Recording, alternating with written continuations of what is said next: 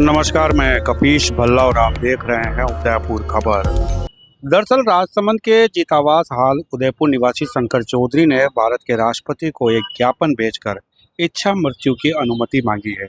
उन्होंने ये ज्ञापन उदयपुर जिला कलेक्टर उदयपुर के माध्यम से राष्ट्रपति को भेजा है। ज्ञापन में शंकर चौधरी ने आरोप लगाया है कि वे राजसमंद जिले की जीतावास ग्राम पंचायत के प्रशासक पूर्ण चौधरी के लगातार अत्याचारों और उत्पीड़न से लंबे समय से मानसिक रूप से परेशान है।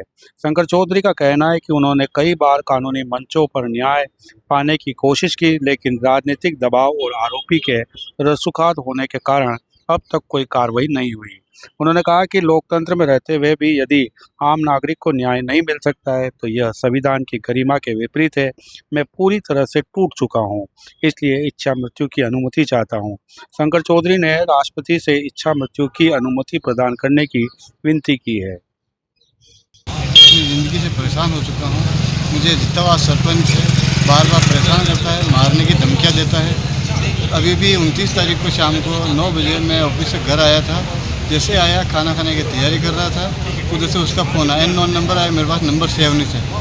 फ़ोन उठाया मैंने, फ़ोन उठाते मुझे माँ बहन की गालियाँ देने लग गया और अब सब पत्नी के लिए मेरे लगे तेरी पत्नी को मैं तेरे साथ नहीं रहने दूंगा और तूने राजस्थान सतर्कता पे से शिकायत कर रखी है, अगर तूने वापस नहीं ली तो 2 दिन के अंदर अंदर तेरे को जान से मार डालूंगा।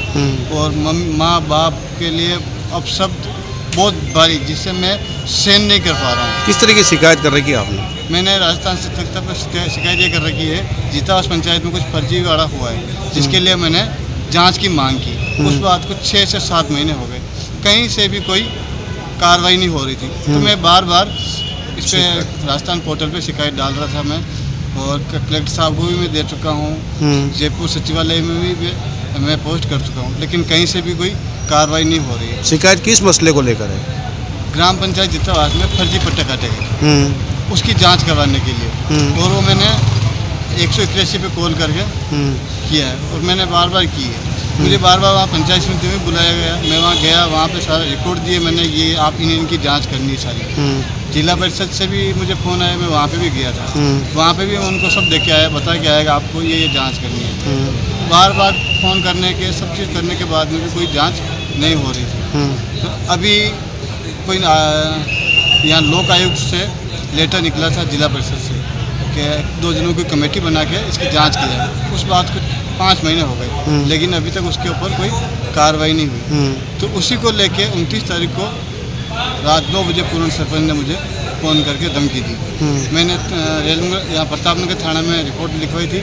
रिपोर्ट लिखवाने के बाद मैंने कहा मुझे FIR करवानी है। थाने में साफ मना कर दिया, आपकी कोई FIR नहीं लिखी जाएगी, हम आपकी कोई FIR नहीं लिखेंगे।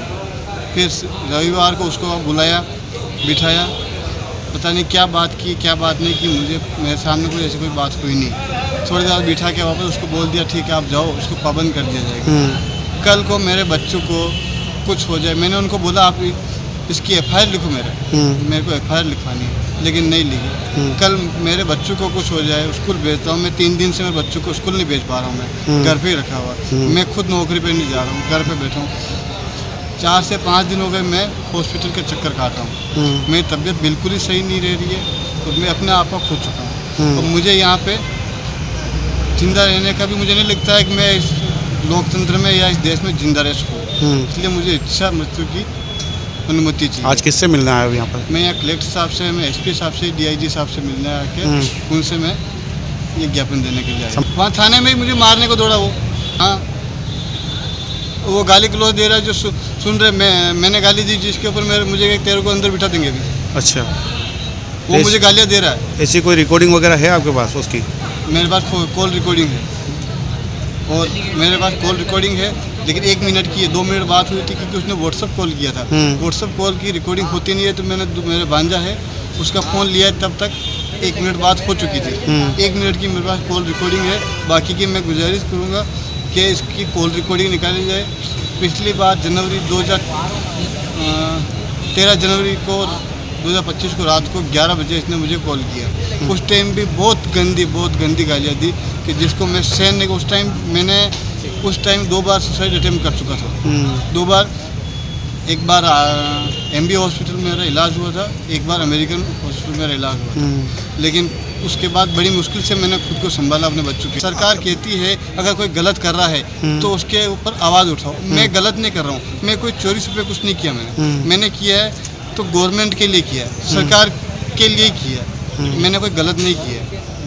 अगर कोई गलत है तो हम आवाज़ नहीं उठाएंगे तो कौन सब आंखें बंद करके करेगा, तो भ्रष्टाचार तो बढ़ेगा। तो भ्रष्टाचार को मैंने कहाँ गलती की। मैं तो सरकार की नज़र में ये लाना चाहता हूँ अगर कोई गलत कर रहा है तो उसकी जांच हो।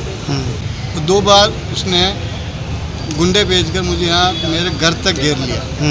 ठीक ठाक उस टाइम मकान मालिक वहाँ ऊपर ही थे, मैंने उनको फ़ोन किया, वो आ गए और वो वापस जो है वापस भागे। मेरे एक बार ऑफिस पे भी रेकी की गई। ऑफिस के बाहर आके मैं उस टाइम लेट गया था, उन्होंने पुलिस वालों ने तेरे को अंदर डाल दूंगा। मैंने साफ बोला एक बार जिंदा लाश हूँ, मुझे आप जेल के अंदर डालो या कीचड़ में डालो, मेरे को कोई फर्क नहीं। एक मरा हुआ इंसान के कोई फर्क नहीं पड़ता उसको कहाँ डाल रहे हैं। ठीक है, मैं गलती का क्या, मेरी गलती क्या है? मेरी गलती ये है कि मैंने भ्रष्टाचार के खिलाफ आवाज़ उठाई।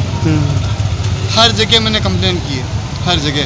मैं जिला कलेक्ट्रेट में कर चुका हूँ, कल जिला परिषद में गया CO साहब के पास, CO साहब ने साहब मना कर दिया, हम कुछ नहीं कर सकते। साहब मना कर दिया, इसमें हम कुछ नहीं कर सकते। क्या नाम है सब उस सरपंच का? पूर्ण चौधरी, वो कहाँ का है? वो भी जीतावास के ही। वहीं इस मामले में पंचायत प्रशासक पूर्ण चौधरी ने अपने ऊपर लगाए सभी आरोपों को निराधार बताया है। पूर्ण चौधरी का कहना है कि शंकर द्वारा मुझ पर बेबुनियाद आरोप लगाए जा रहे हैं। मैंने उसकी पत्नी को पंचायत में लगाया था, उसके बाद से वह मुझे ईर्ष्या रखने लगा है और बार बार थाने में झूठी शिकायतें दर्ज करा रहा है।